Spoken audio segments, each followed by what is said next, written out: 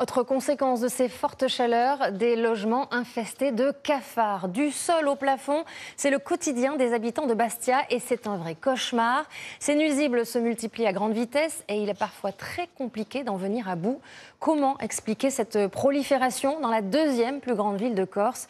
Emmanuel Rouillon et Philippe Pelletier.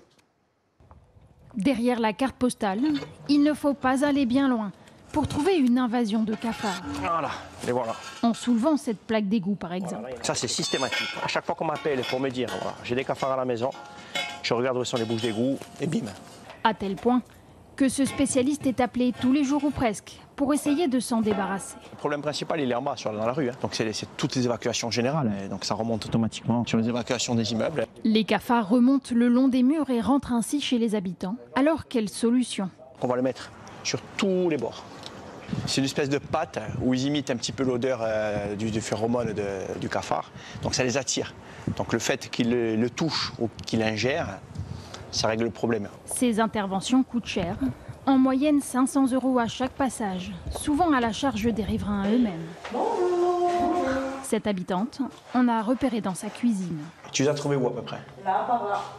Alors on ne sait pas par où elles sont arrivées. On va regarder les évacuations. On le vit très très mal parce que c'est pas très agréable à voir comme bestiole, quoi. On cherche voir s'il n'y en a pas de partout ailleurs parce que bon, ça devient un peu psychotique, quoi. Le cafard ne s'attaque pas directement à l'homme, mais il véhicule des bactéries ou d'autres parasites. On peut avoir 15 cafards vite fait comme ça, sans s'en apercevoir, et puis le jour où ils grossissent et ils commencent à envahir, c'est pas trop tard, mais presque.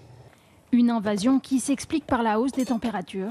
Les cafards aiment les endroits chauds et humides.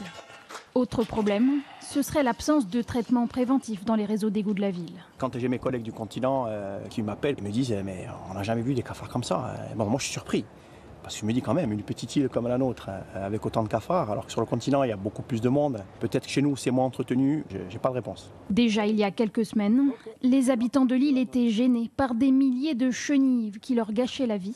Nous les avions rencontrés et excédés. On ne peut pas ouvrir les fenêtres, on ne peut pas aérer, on ne peut pas sortir. Que ça soit psychologiquement ou physiquement, ça devient invivable, ça me rend complètement folle. Si j'ai une solution de relogement, je pars. Le nombre de cafards augmente chaque année en France et désormais on les trouve partout, plus seulement en centre-ville.